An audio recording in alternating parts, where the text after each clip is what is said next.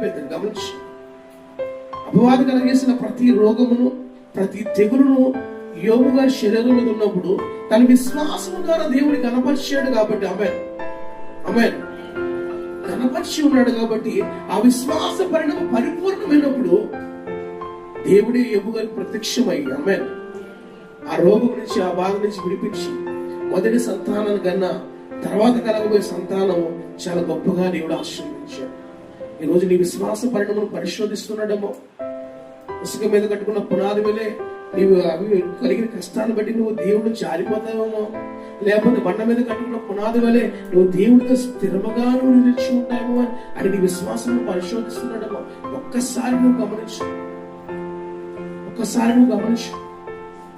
ఎందుకంటే దేవుడు నిన్ను పిలిచి ఉన్నాడు. దేనికంటే ఆశీర్వదించడానికి. దేవుడు నిన్ను ఎందుకు పిలిచి ఉన్నాడంటే ఆయన సొత్తుగా నిలిచియడానికి. ఆమేన్. మీ ఆస్తి ఎక్కడెక్కడ ఉందండి?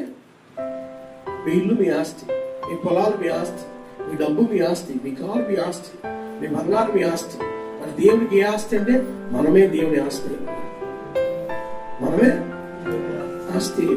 తన ఆస్తిని అతను పాడు చేస్తున్నాడు. తన ఆస్తినైనా పాడు చేస్తున్నాడు.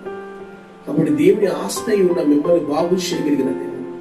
ఇల్లు పాడైపోతుంది అనుకోండి. ఎగ్జాంపుల్, నాకు 4 ఇల్లు ఉన్నాయి కదా, ఈ ఇల్లు కొత్త పోయిందని ఊరుకుంటారా?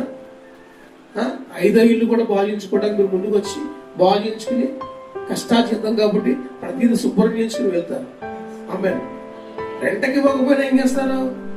ఎవరో కాకపోతే ఊరికి ఉండండి, ఇల్లు బాగు చేసుకుని ఉండండి, పాడైపోతుందంట అంటారా?